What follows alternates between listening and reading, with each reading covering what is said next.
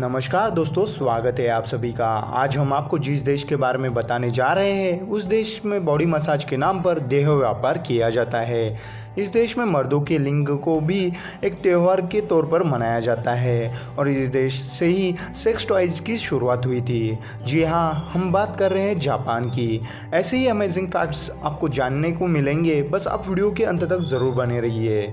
दोस्तों, जापान की महिलाएं अपने बच्चों को बस इसलिए दूध नहीं पिलाती कि उनका कहना है कि ऐसा करने से उनकी सुंदरता कम हो जाएगी। जापान की महिलाएं अपनी सुंदरता को लेकर बहुत ही ज़्यादा सीरियस रहती है। जापान में लेट नाइट पार्टी करना इलीगल है। जापान में हर साल करीबन 1500 से ज़्यादा भूकंप आते हैं। जापान में 50,000 लोग ऐसे हैं जिनकी उम्र 100 साल से ज़्यादा है। जापान में करीब 6700 आइलैंड है। जापान की ट्रेनें अपने समय के लिए इतनी पाबंद है कि वहाँ की जो ट्रेनें लेट होती है वो ज़्यादा से ज़्यादा 18 सेकंड के लिए लेट हो जाती है।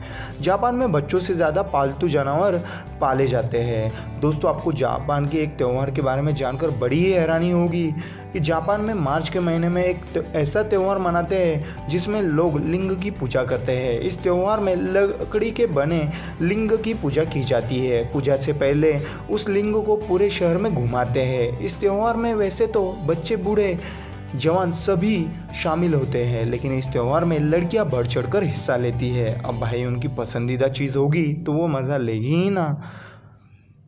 दोस्तों, जापान में बच्चों के डायपर से ज़्यादा बुज़ुर्गों के डायपर बिकते हैं। जापान में 90% से ज़्यादा मोबाइल फ़ोन वाटरप्रूफ होते हैं क्योंकि वहाँ के लोग नहाते समय भी मोबाइल फ़ोन का इस्तेमाल करते हैं।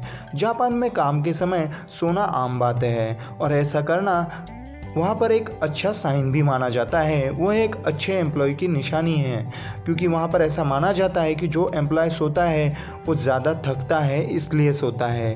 तो जापान और रशिया ने अभी तक वर्ल्ड वॉर 2 के शांति के प्रस्ताव पर साइन नहीं किया है। इसका मतलब आप जानते हो, जापान और रशिया के बीच अभी भी युद्ध चल रहा है और वो भी कौन सा, वर्ल्ड वॉर 2, जिसे हम कहते हैं कि वो ख़त्म होने को 70-80 साल हुए हैं, लेकिन ऐसा नहीं है एज एन ऑफिशियली।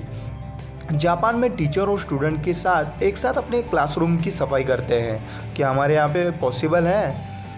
अब आप अच्छे से आपको पता है। जापान में हर साल 24 मिलियन चॉपस्टिक का इस्तेमाल किया जाता है। जापान में काली बिल्लियों को गुड लक का माना जाता है। जापान में कई सारे हॉट स्प्रिंग और पब्लिक बाथ हाउस है। ऐसे में कस्टमर का आना मना है जिनके हाथ या पर्याप्त शरीर में कहीं टैटू हो। जापान में टॉयलेट पेपर से ज़्यादा पेपर का इस्तेमाल कॉमिक पेपर के लिए किया जाता है। जापान में एक आइलैंड है जो पूरा का पूरा खरगोश से भरा हुआ है। जापान में एक ट्रेन 500 किलोमीटर प्रति घंटे की रफ्तार से दौड़ती है। सबसे बड़ी जापानी कम्युनिटी जो कि जापान से बाहर है वह ब्राज़ील में है। अधिकांश अमेरिकी राज्यों में बिल्लियों की हत्या कानूनी है, लेकिन Germany, Finland, Switzerland, Australia, New Zealand और जापान सहित कम से कम 22 देशों में प्रतिबंधित है।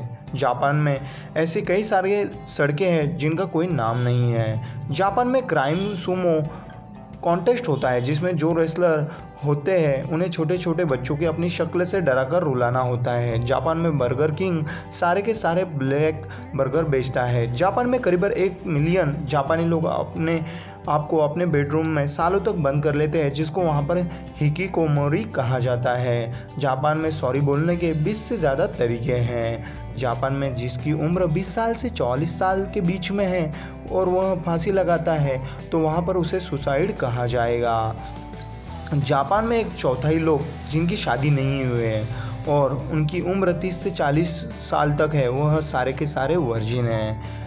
केवल 4 आधुनिक देशों को कभी भी यूरोप द्वारा उपनिवेशित नहीं किया गया था, जो कि जापान, कोरिया, थाईलैंड और लाइबेरिया है।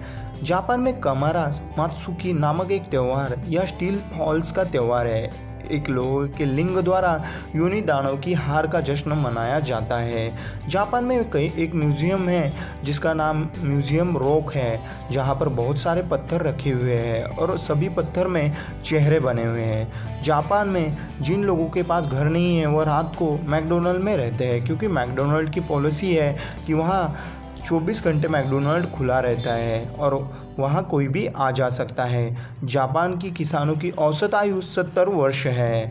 जापान की आपराधिक अदालतों में 90% सज़ा की दर है, यानी कि इसका मतलब है वहाँ पर करप्शन नाम मात्र है। दोस्तों, अगर आपको सेक्स टॉयज़ के बारे में पता नहीं होगा तो मैं बता दूं, यह एक ऐसे आकार का खिलौना होता है जैसे हमारे गुप्तांग होते हैं। अगर लड़का होगा तो लड़के के अपोजिट लड़की का जो लिंग होता है वह उसी साइज़ का टॉयज़ लेता है, और लड़की होगी तो लड़के का लिंग। और दोस्तों, इसमें अननेचुरल सेक्स का मज़ा ले सकते हो आप। इस खिलौनों को यहाँ सबसे ज़्यादा बेचा जाता है और इसकी शुरुआत यहीं से हुई थी। दुनिया का इकलौता ऐसा वेश्यालय जहाँ ग्राहक मुफ्त में करते हैं सेक्स। वेश्यावृत्ति दुनिया के सबसे पुराने देशों में से एक है। दोस्तों, इसका जिक्र बाइबल में भी मिलता है। प्राचीन इजराइल के में वेश्यावृत्ति को मूक स्वीकृति मिली हुई थी। द्वितीय विश्व युद्ध के दौरान जापानी सैनिक हमला करने के बाद जबरदस्ती औरतों को वेश्यावृत्ति के धंधे में धकेलते थे। इनमें सबसे ज़्यादा संख्या में कोरियाई और चीनी औरतों को रखा गया था, जिन्हें युद्ध के दौरान जापान के वेश्यालयों में पहुंचाया गया था।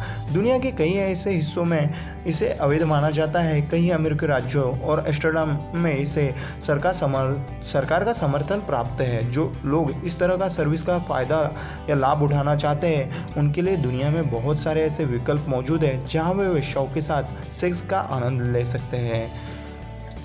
जहां आम वेश्यालय के अलावा ऐसे बहुत सारी यहाँ पर सुविधाएं दी जाती है जो ग्राहक को आनंद के काफ़ी बढ़ा देती है। तो दोस्तों, जापान से जुड़े रोचक तथ्य जानकर आपको पसंद आए होंगे।